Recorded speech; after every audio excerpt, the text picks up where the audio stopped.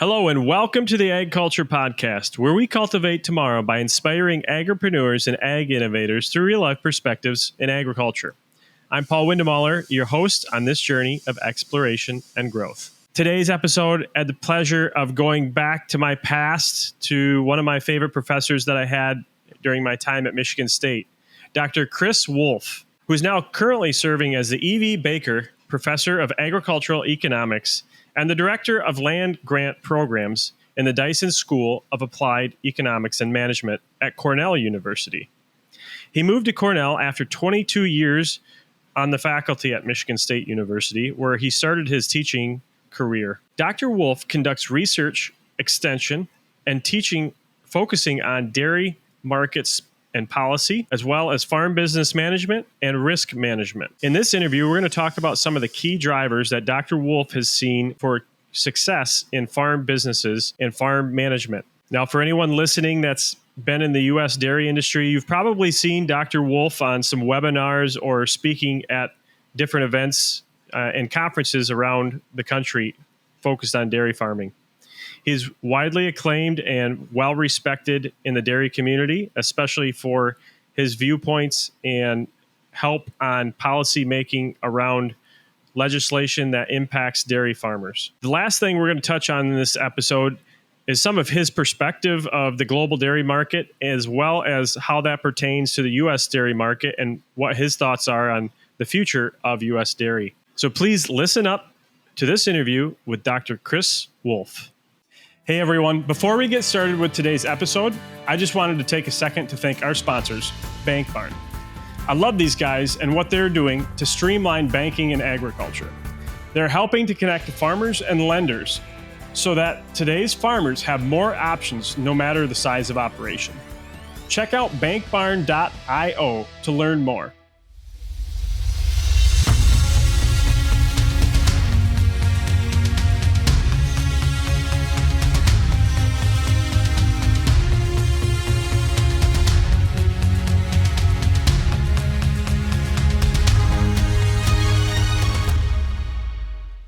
Dr. Chris Wolf, welcome to the AgCulture Podcast. It's so good to have you today. Thanks, Paul. It's good to be here. I'm excited to catch up. It's been, 2007? I was just thinking before we started the call. 2007 was when I was in your class. You were my professor at Michigan State University during my undergrad for agribusiness management. And I believe it was a farm management course that you taught there, right? Would have been Ag Business Management 430, Farm Business Management, yes. There we go. That's the one. And for everyone out there listening, I still use the spreadsheet that we developed in that class to manage my cash flow budget for my dairy farm today. So that was, 17 years ago? Okay. Well, good. So I got something out of that class. It was well worth it. Get you to come in and talk to my students about cash flow budgets then. There we go. I think you were the one that really taught me how important it was. Well, good. I'm glad. I mean, one thing about teaching that kind of stuff is it can be pretty dry, but it gets a lot more interesting when it's your money. That's right.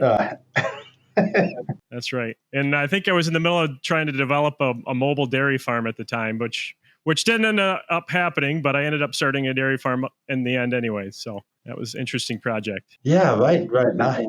I recall that now. Yeah. So you're now at Cornell University. So you jumped ship from Michigan State, left us here in Michigan, jumped ship, what were you saying, 6 years ago now to Cornell? Yeah, a little over 5. This is my 6th year now at Cornell. Been here since 2019. Yeah, and those are really the main two places that you've spent most of your career as a professor, correct? That is the only places that I haven't been a student. So yeah, that's right. 22 years at Michigan State and 5 here. All right. So starting out, I just want to dive into a little bit about your what got you into agriculture in the first place, why you decided to become a professor before you started at Michigan State. Sure. So I'm from Wisconsin originally. I grew up on a farm, my parents' farm in Wisconsin, and I grew up doing 4-H and doing Future Farmers of America. We had a really good FFA program in our little high school. Showed cattle, really enjoyed that, doing all that kind of stuff. Went to University of Wisconsin in Ag Econ, kind of because I wanted something that was related to agriculture and also business. And so I did agricultural economics at Wisconsin.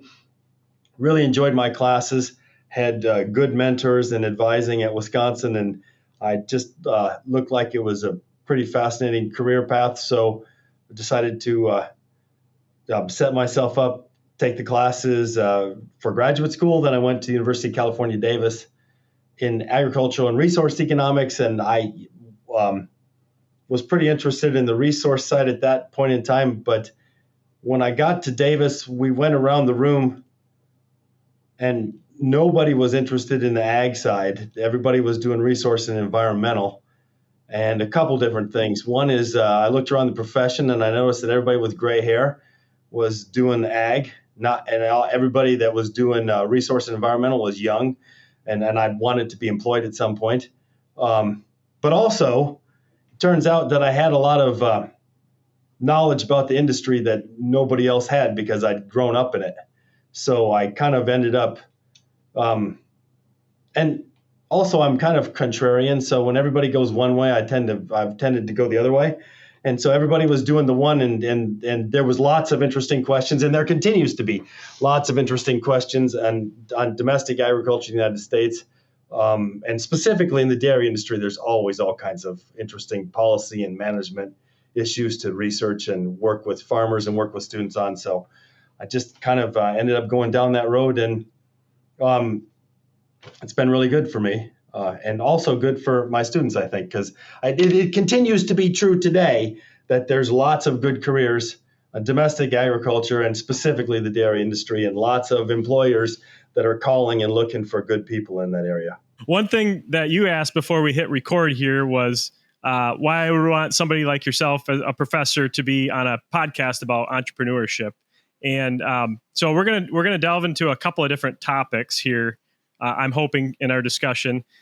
So you've been in the student side of things, working with students, but also the extension side, working with farms and policymakers as well in the industry.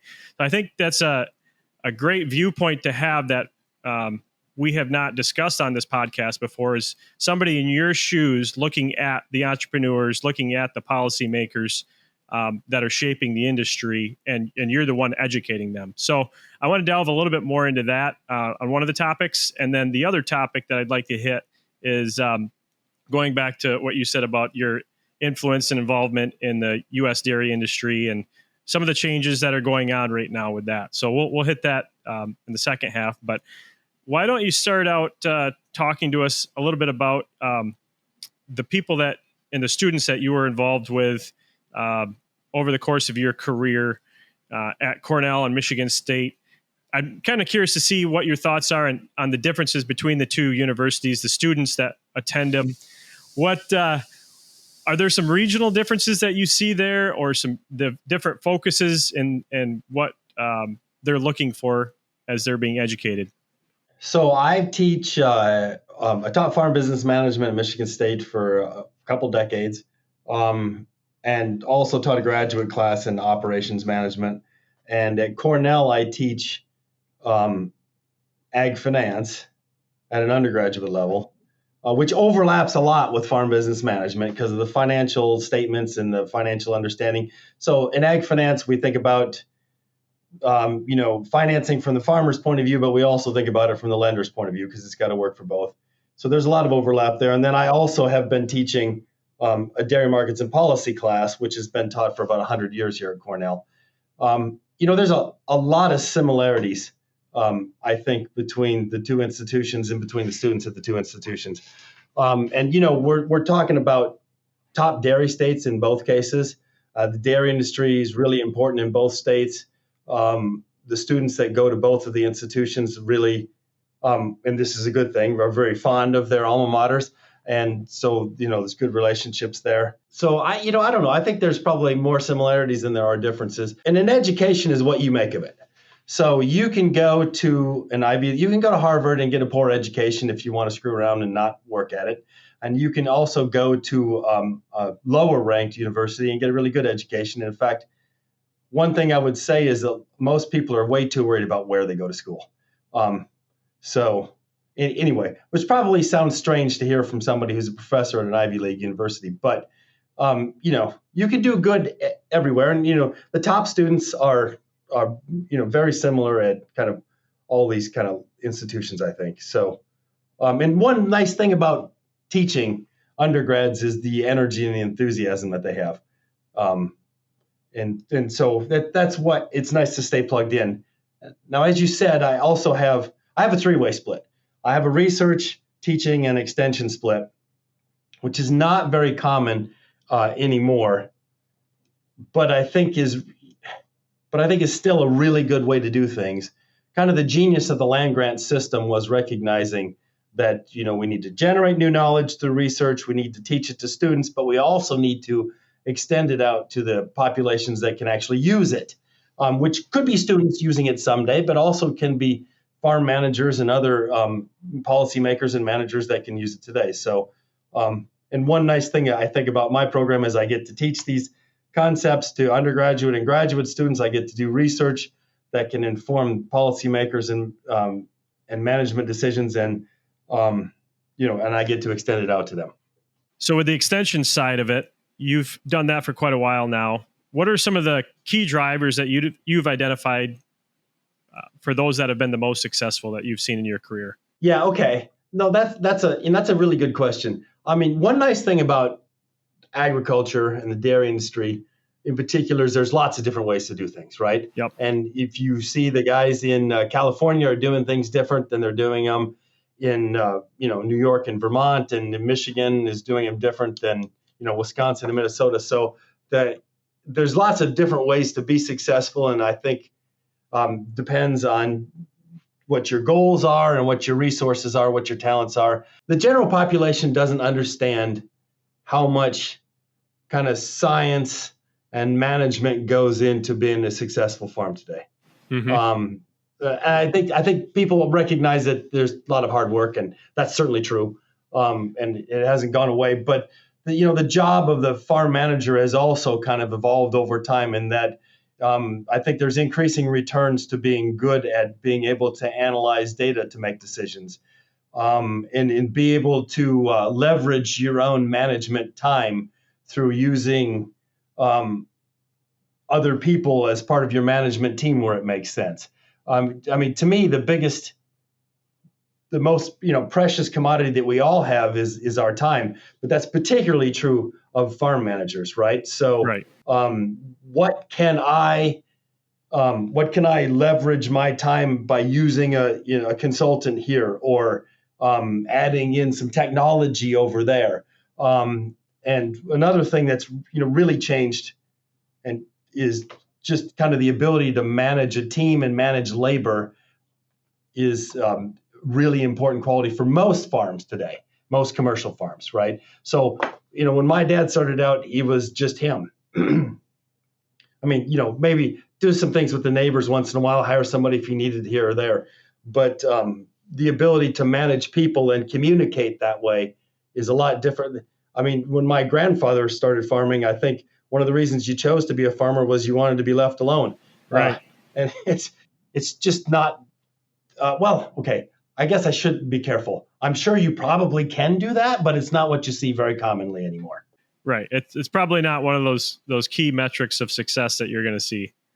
No. And and the other thing is, having run the farm business analysis summary at Michigan State and being heavily involved in it at Cornell, obviously I'm biased, but if you can't measure it, you can't manage it. And if you're not watching the financial aspects and using those data to help you inform decisions, then I think that's a mistake today. To the extent that you're trying to do this to make money. And if you're milking cows, I hope you're making money, because it's a lot of work if you're not. It's a very expensive hobby if you're not doing it for that reason. That is the truth right there. So what are some of the other takeaways that you got from being involved in that project on both the Michigan State and the Cornell side with that financial project?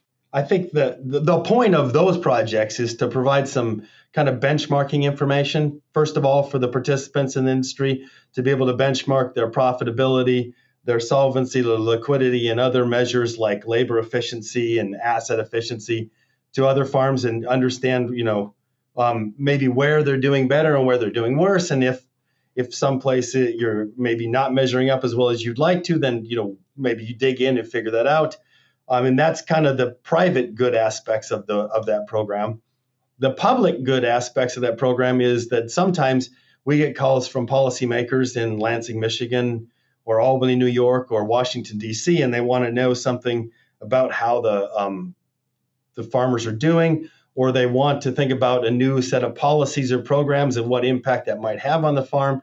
And having those kind of data helps us to dig in to figure out potentially what the impacts might be and what the financial implications of it might be. So, for example, just after I got to New York, they were working on and eventually passed new overtime laws for farmers in New York that farmers here have been dealing with.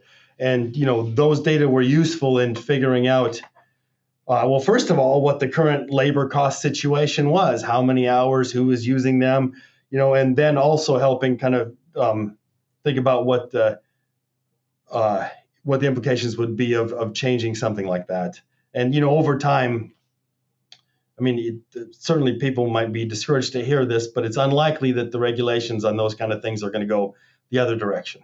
So going back to the focus of the land-grant universities with extension, research, and training students, the next generation, are there any things that you see they need to focus on for the future to stay relevant in the new environment of regulations that we have, in technology that we have, and business, and how the industry's evolved? Well, yes. Part of it is in an environment where resources are always scarce at some level. Of course, as a faculty member, I'm a little cynical about that because my experience is that university administrators pull out the excuse that they have a budget problem whenever they want to make a cut, and never let a good crisis go to waste. Whereas they seem to have plenty of money for things that they want to do, but that's my cynical read on it. But there's more. Just look at the explosion in the number of disciplines and the number of majors and the number of it's hard for universities to be all things to all people, and certainly at some point there's trade-offs of where you're going to hire the new faculty and where you're going to put funding for research. And so there's always a struggle of keeping the mission kind of domestic agriculture. And in fact, I would say that the last 2 decades, it's pretty clear that in a relative sense, the United States has not been putting enough money into agriculture-related basic or applied research. And if you look at the trends, and part of the reason is I think we're victims of our own success in that we did kind of so well that everybody kind of took for granted that we would keep seeing these the productivity increasing. And by the way, let me be clear, it's still increasing. I mean, the dairy industry is one where it really stands out with the genetic and nutrition advances that we've had in the last decade and what that's done with components and just lowering the genetic intervals and all that kind of stuff. But the trends, if you look at it, are still concerning in that we are putting a much less, in a relative sense, into that kind of research. And at some point that might catch up with us. I'm hoping not. But I will just tell you that my entire career, I end up spending a lot of time arguing with administrators and others that they need to be thinking about maintaining these kind of investments. And of course, the job changes, right? The ag economists that we're hiring today are doing different things than what they were doing 25 years ago. And the dairy scientists are doing different things than they were doing then. And so, but we still, people got to eat, farmers got to make money, and, people have to be able to afford to eat. So all of that is always going to be important. What role has technology played in your job changing over your career? As an economist, I pretty much have a computer and some software, which has really, is a lot better than it used to be. And now we've got the AI, but I haven't really dug into that yet. But that's something we certainly have been concerned about on the student side, like who's using Chat GPT and what can you use it for and what can you not use it for. So I would say me directly, it's really more just been the computers and software. But the people that I work with, because I work with dairy scientists and veterinarians and other things of that nature, I think there's been, lots more changes there. And on the farms, it's kind of a astounding kind of the amount of kind of labor saving technology that has been, widely adopted or increasingly widely adopted. And then you look at the future and you look at things like AI programs with cameras that can detect laminitis in cows 4 weeks before even a trained, veterinarian can detect laminitis, and because their gaits are so unique and all that kind of stuff. And it seems like there's a whole bunch of stuff that's, it's coming on the horizon here. The other thing I would say is on the graduate student side, we always had a lot of international graduate students at Michigan State, but now we have, I feel like, even more. Because, when I started out, there was some students from Asia, but not a lot. And now we have, an enormous amount of students from Asia and also from Europe and from, South America and stuff, but really Asia. And so I think, we're much more international as an industry. We're much more international as a country as far as, but also just the student population, which hopefully means that, we're sharing knowledge both directions, but also maybe that we can, as we have more generations that grow up seeing more of each other and understanding different cultures and stuff, maybe that means better things for the way we work out politically in the future too. Yeah, that's a good point. Although it's not clear at the present time that that's going to happen. What do you think the driver has been bringing those students here more and more? At the risk of sounding a little bit like an arrogant American, one thing that this country did really, really well was build a good university system. When the land grant's a big part of that. Right. And so, I mean, we still have the best universities and increasingly, if you look at the world rankings and stuff, there's other, there's Chinese universities showing up, and obviously Europe has some fantastic universities, but the U.S. really built a fantastic university system. Land grant system was part of it, with funding for research, with, and so that was, and that's been a good thing for many reasons. And one of those reasons is that we bring the best talents from other countries here, and a lot of them decide that they want to stay here, which is a good thing. Yeah, good for us. And so we did that right. We the royal we, not me, the royal we did that right. And that's another reason why we want to kind of pay attention to that stuff and keep investing there. So I want to switch gears here a little bit, going into more your dairy specific involvement in the U.S. here.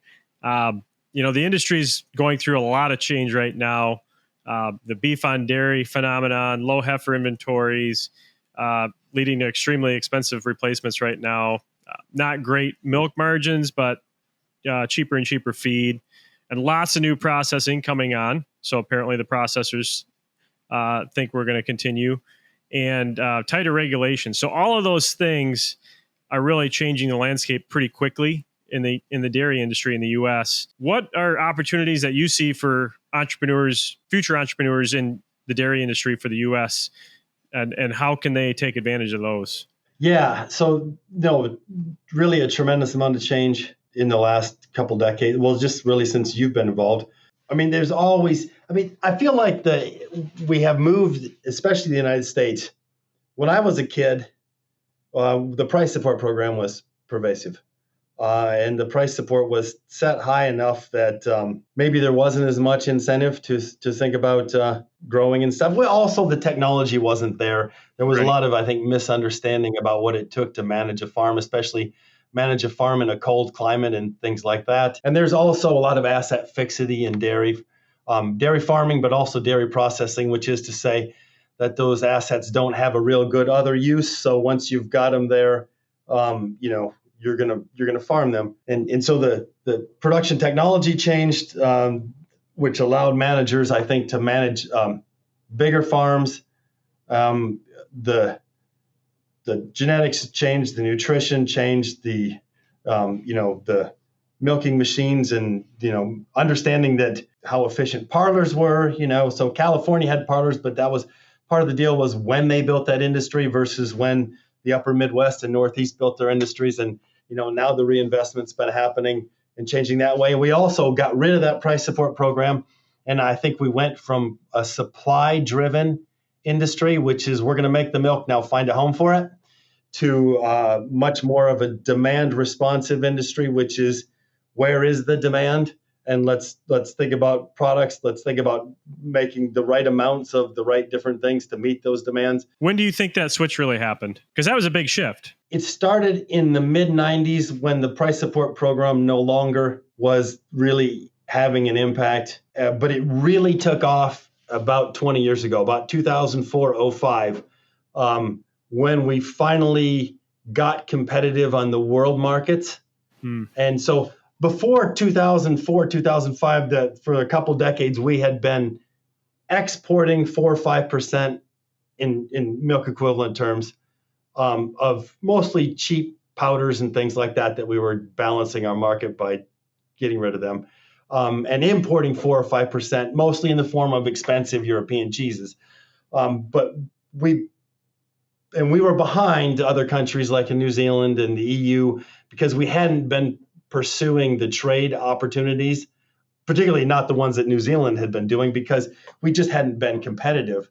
But now being at those world prices on not on every product, but on the ones that trade, on the powders, on the wheys, and the non-fed dry milk, and increasingly the cheeses and things like that, then there was an incentive to get out there and be a player and to start responding to those. But that it's a two-way street, right? So we're responding to the demand internationally. We're also having to deal with some of the volatility that comes with going into those markets. Continue with what you were before I interrupted you there. Sorry. Well, no, I think what your question was good, which was what happened was we got into the international markets was a big part of it. We also at the same time have grown this whole because we got rid of the price support that had both the impact of us moving more to responding to demand, but it also meant that we had a need for risk management. And so we had well, first of all, the butter futures was one of the butters and egg futures were the first futures contracts that were ever offered, like back in the 19th century, end of the 19th century. But you certainly don't need the risk management to the same extent if you're going to have price support that's putting a price floor on at a high level. But when that comes off, then they start developing futures contracts in 93. I think was the first one that they brought back, but there wasn't a lot of adoption there. But you saw the volatility coming back in, especially on the farm side. And, then after the Federal Milk Marketing Order Reform of 2000, when we standardized things much more across the country, Class 3 and Class 4 being, not just national, but often international prices. And then they brought in futures contracts that actually started to get some volume. And so one thing that's changed in the last 20 years is kind of it's much more common that farmers are doing risk management activities, especially on the milk side, maybe through a broker or maybe through their co-op, because some of the co-ops have really good programs where they take a lot of the issues that maybe the farmers didn't want to deal with on their own and deal with them. So that's been a big change. But all of this means more and more things that farm managers need to at least have some knowledge on, if not pay attention to. Risk management, I think, is one of those things that works best if it's something that you do consistently. Yeah. And, have a plan and implement it on a consistent basis. But again, we're back to management time. How much time do you have? And where are you going to apply that time? Do you think we need to get more specialized as a sector for the management level abilities? Or do you think it's still possible to have kind of all understanding of all aspects and kind of touching on them all on a daily basis.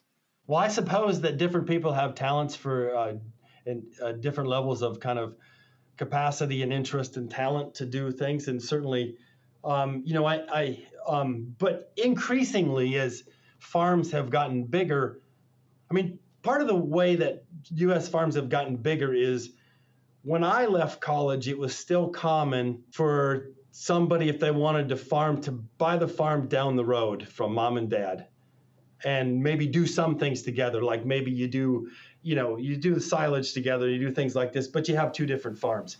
Mm-hmm. And increasingly, that's not the case. Increasingly, what happened was that the generations came home, if there was a farm to come home to, and, the 2 or 3 kids would come back and farm with the parents, and it would be one bigger operation. And then you also have more of a management team. And then within that team, it makes sense that somebody pays attention to the financial part, and somebody pays more attention to the crops, and somebody pays more attention to, the nutrition, whatever.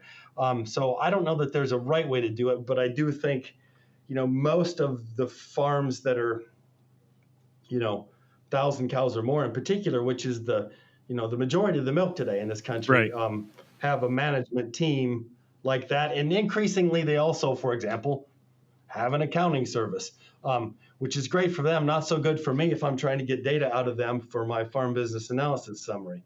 What are some of the examples that you've seen of success in the dairy industry lately from your students or some of the people that you've worked with? You have any interesting stories to share?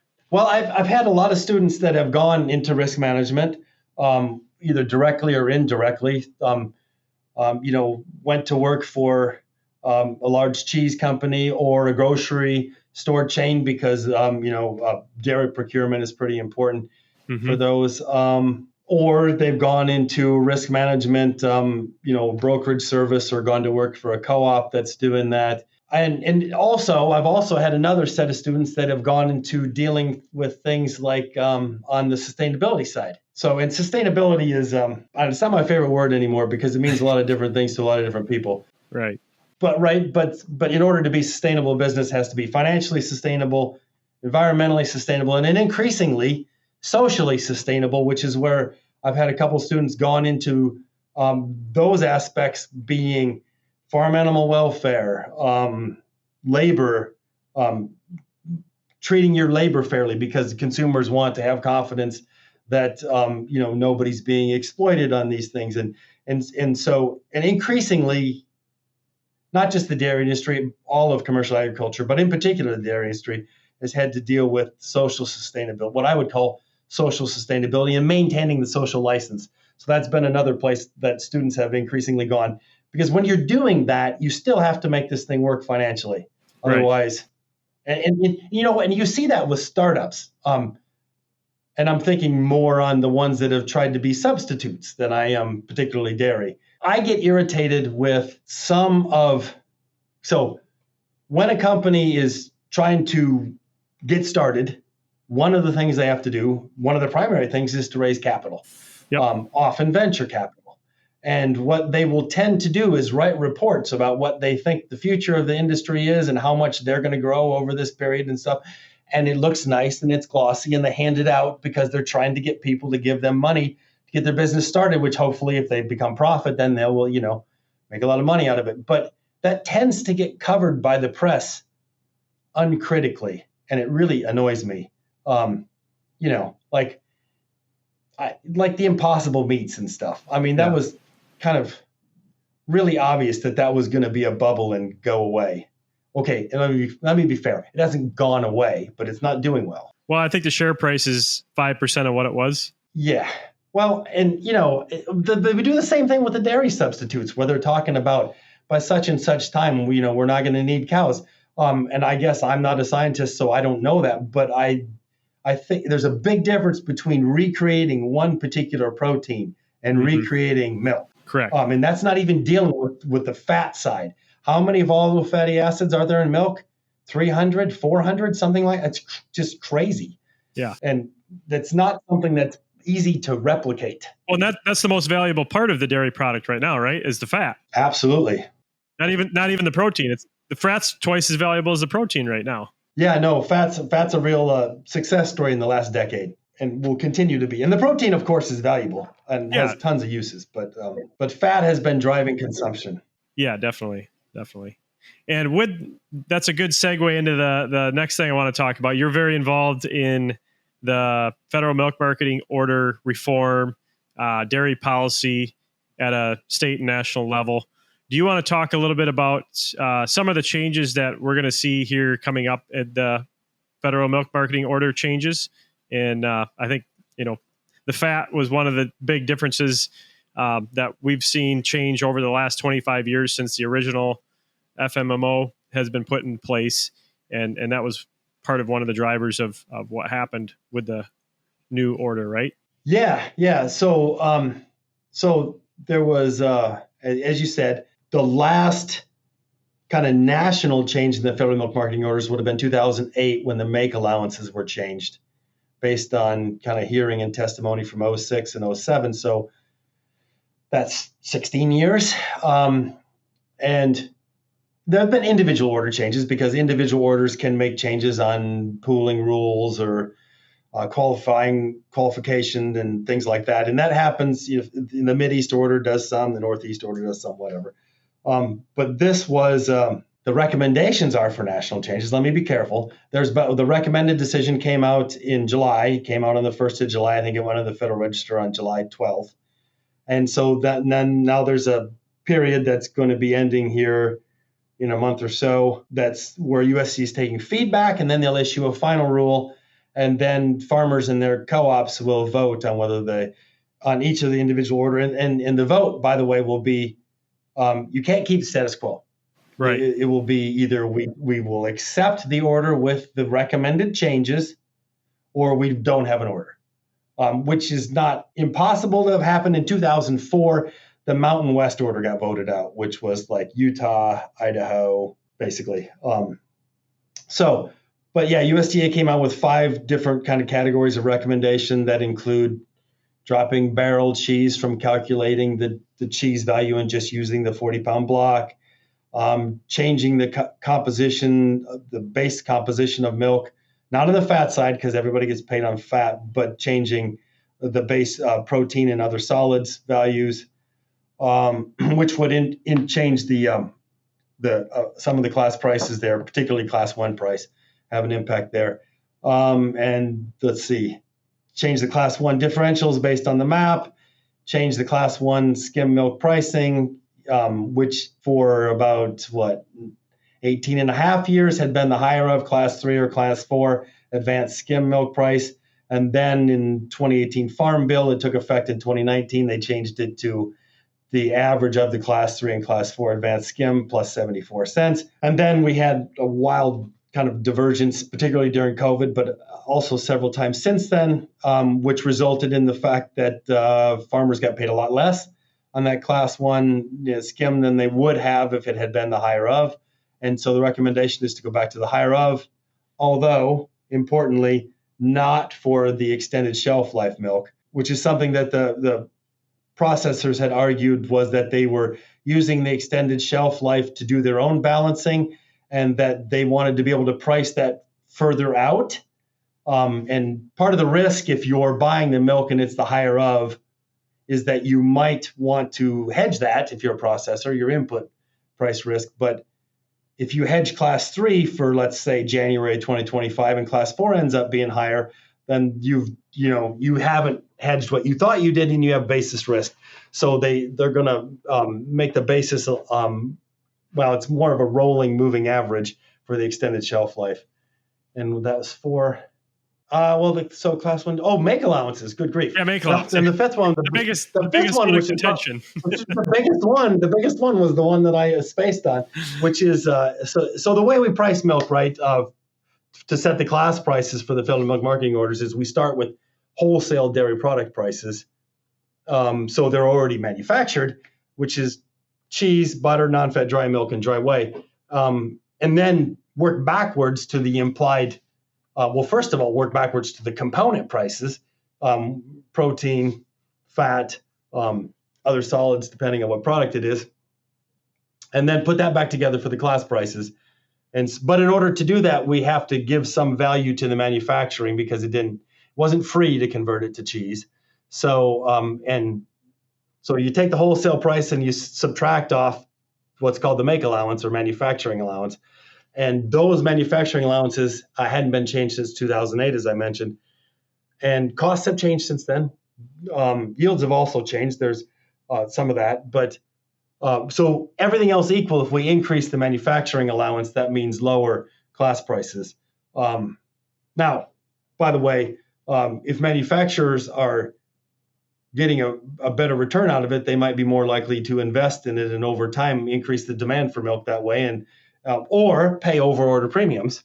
That certainly could happen. And there's a lot of evidence to suggest that farmers haven't been getting much for over order premiums most places and most times lately. So, and by the way, if farmer owned co-ops are doing the processing, if the manufacturing allowances weren't covering that, then they were losing money on that side also. So there's kind of all of those factors. But yeah, there's a 25% or more increase in make allowances, and a proposal which would have to be addressed kind of maybe through the Farm Bill or something else, that USDA be surveying the processing costs and updating the make allowances regularly. But that's not part of this recommendation because that's kind of outside the USDA's purview on this. But yeah. So yeah, right now there's a lot of education and kind of that kind of stuff going on, and myself and others kind of working to look at what the impacts are and hopefully help people make informed decisions. Does that change if any of these end up going through, which they most likely will? What is the difference on how risk management will be structured for a dairy farmer?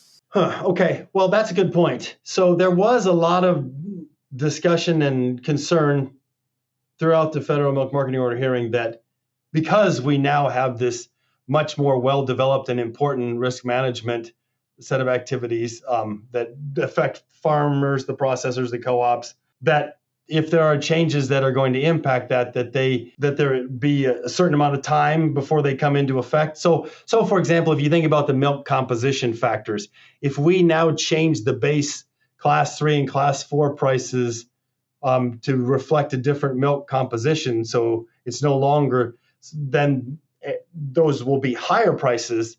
So if there's more protein reflected in there, if we go from 3.1 to 3.3 protein per 100 weight of skim fat or skim solids, that will increase that class price, and that will change the basis risk on a contract. So I think the main idea there is that maybe it be done where USDA announces it, and if that's the case, then it doesn't come into effect until maybe 12 months later or something like that, was a lot of the discussion that I saw.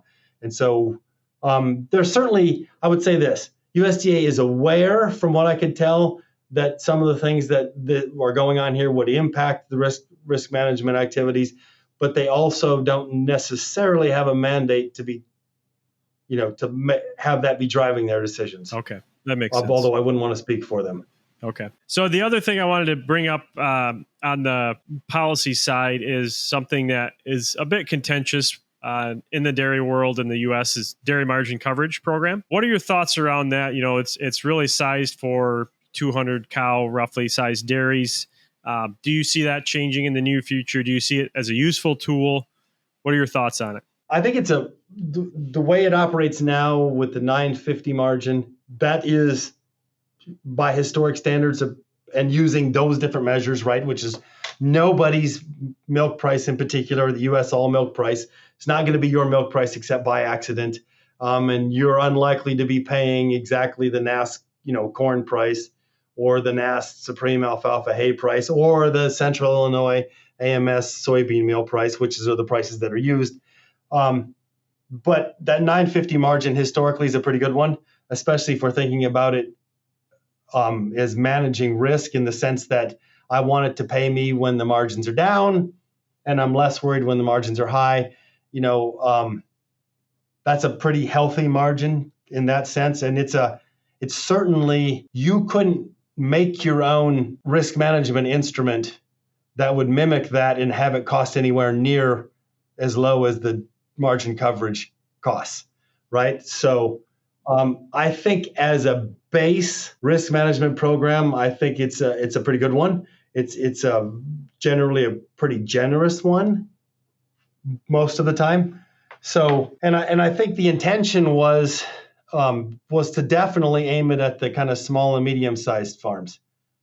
And also keeping in mind, by the way, that there's some constraint budget-wise in the sense that you have to have baseline in the farm bill to make it work. And what it actually costs is in many ways much less important than what they projected it to cost when they passed the legislation.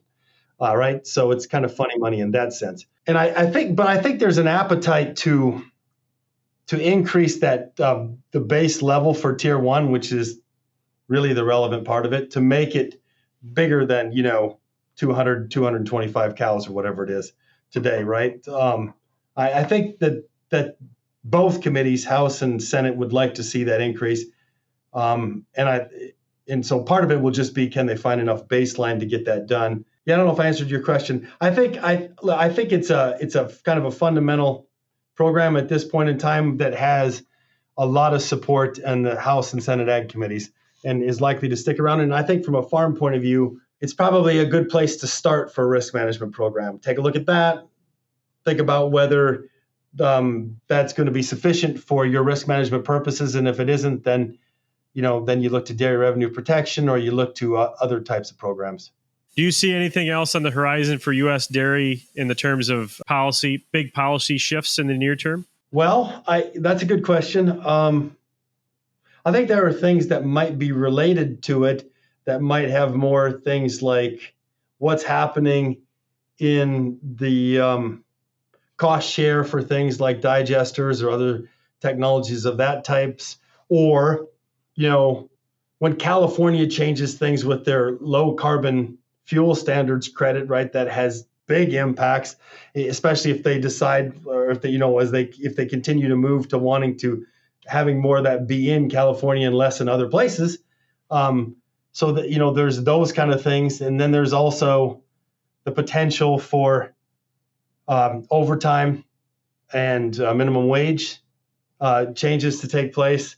And then I think also trade agreements. One thing that we haven't been doing in the last 10 or 15 years is doing much on the getting new trade agreements. And if you look at what the Europeans and New Zealanders have been doing in the meantime, you might think that we're falling behind, and I think you might make a reasonable argument on that. And so, but we're just in a political environment in this country where getting that stuff through is not easy. It's not in the top of mind of most politicians, but it isn't. But yeah, it isn't. But maybe it should be. I mean, I don't know. The Europeans are making agreements and stuff that have implications, right, for the U.S. dairy industry. They're trying to lock us out of the right. Well, especially if they get their GI rules put in place in certain places, the geographic indicators, right? That's important, potentially very important for dairy, also for other industries, for wines and things like that. But yeah. Well, good. Well, Dr. Wolf, I thank you so much for being on the AgCulture Podcast today. It's been a pleasure, as always, to talk again. And if people want to get a hold of you, are you open to having your email shared in the show notes? Sure, absolutely. Awesome. So we'll put that in the show notes. If they do, I'll try to get back to them. Okay, awesome. Well, thank you so much again for being here. All right, Paul, thanks for having me. Thanks again for listening to the AgCulture Podcast and this interview with Dr. Chris Wolf from Cornell University. If you found value from this episode, which I'm sure you have, please send it to somebody that you know that would also find value from it. One more thing that I wanted to mention before we go today is I'm going to be traveling on a month-long trip through Europe for my Nuffield studies while this episode is airing. So if you are interested in checking out what I'm up to, check out our social media. You can find me personally at Paul Windemaller on LinkedIn or Facebook, or you can check out some of the AgCulture podcast platforms on YouTube, Facebook, and LinkedIn as well. And we'll be posting about some of my travels. And if you have anything that you want to see along the way while I'm traveling, please reach out to us, make a comment, or send us an instant message. And I would love to talk about some of the things that you're looking for and interested in as I travel. We look forward to having you back for next week's episode of the AgCulture Podcast. Thanks for listening.